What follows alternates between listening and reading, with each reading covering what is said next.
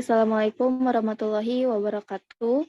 Kali ini kita akan membahas materi tentang perencanaan pajak pertambahan nilai atau bisa kita sebut dengan tax planning PPN. Di sini kita gue nyebutin nama. Nyebutin nama enggak, kira-kira? Nyebutin aja lah biar nggak kagok ya. Nyebutin. Sebelum slide. Oke, ulang dari salam ya. Assalamualaikum warahmatullahi wabarakatuh. Kali ini kita akan membahas tentang materi perencanaan pajak pertambahan nilai atau bisa disebut dengan tax planning PPN. Di sini saya sendiri Fitriana Aprianti.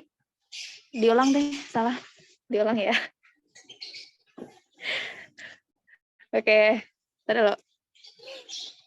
Assalamualaikum warahmatullahi wabarakatuh. Pada kesempatan kali ini, kita akan membahas tentang perencanaan pajak pertambahan nilai atau biasa disebut dengan tax planning PPN. Perkenalkan, nama saya Fitri Nur Aprianti dan dua rekan saya, Rika Juliana Putri dan Siti Amini. Untuk sub dari materi yang akan disampaikan kali ini, yaitu pertama ada pengertian tax planning, pentingnya tax planning, dan studi kasus tax planning PPN. Oke, yang pertama tax planning. Apa sih tax planning itu? Tax planning atau perencanaan pajak merupakan upaya yang dilakukan wajib pajak atau sebuah perusahaan untuk mengurangi beban pajak untuk dibayarkan kepada negara sehingga nantinya pajak yang dibayarkan kepada negara tidak melebihi jumlah yang sebenarnya. Nah, yang kedua, tax planning PPN. Tax planning PPN yaitu perencanaan pajak untuk meminimalkan beban pajak pertambahan nilai yang terhutang dengan menggunakan strategi yang diperbolehkan menurut Undang-Undang Perpajakan. Kira-kira penting nggak sih tax planning itu? Pentingnya tax planning PPN karena PPN atau pajak merupakan beban atau biaya yang dapat mengurangi laba bersih. Maka dari itu, tax planning PPN dilakukan oleh sebuah perusahaan untuk mencegah nominal yang lebih besar atau lebih bayar. Materi selanjutnya akan disampaikan oleh rekan saya, Rika Juliana Putri.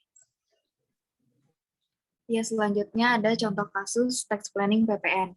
Kasus yang pertama yaitu PT Magetan Jaya mendirikan bangunan untuk kegiatan usahanya di bidang properti seluas 400 meter persegi di daerah Mampang, Perapatan, Jakarta Selatan. Pembangunan tersebut dilakukan oleh salah satu pemborong yang juga berdomisili di daerah Mampang yang belum dikukuhkan sebagai PKP.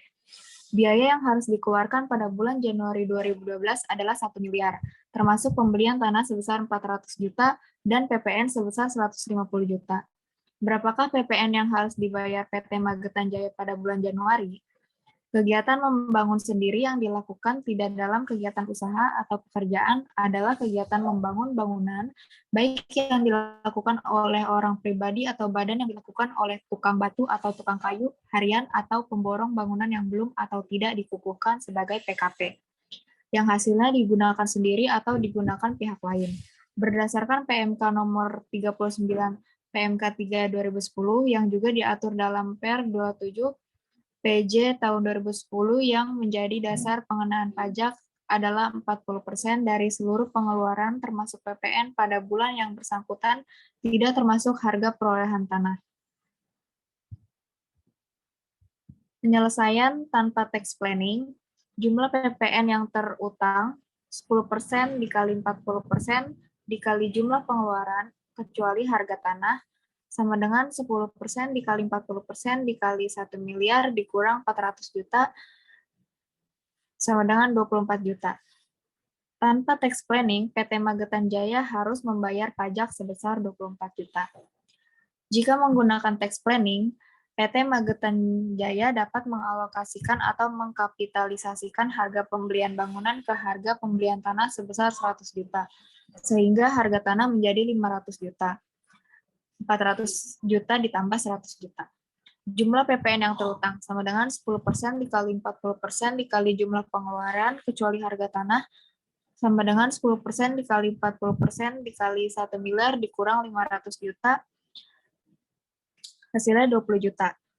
Jadi dapat disimpulkan dengan tax planning, PT Magetan Jaya dapat menghemat biaya pajak sebesar 4 juta. Selanjutnya akan dijelaskan oleh Siti Amini.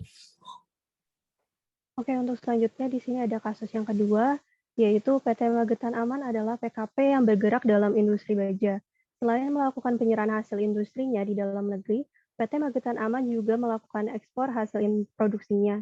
Pada masa pajak Januari 2012, mempunyai pajak masukan yang dapat dikreditkan sebesar 100 juta, dan juga melakukan ekspor ke negara Palestina sebesar 2 miliar. Berapakah jumlah PPN yang harus dibayarkan PT Magetan Aman pada masa pajak Januari 2012? Untuk penyelesaiannya yaitu pajak keluaran atas ekspor BKP sama dengan 0% dikali 2 miliar sama dengan 0. Maka pajak masukan yang dapat dikreditkan dalam soal tadi 100 juta. Sedangkan untuk pajak keluaran dikurang pajak masukan sama dengan 0 dikurang 100 juta, maka hasilnya lebih bayar 100 juta.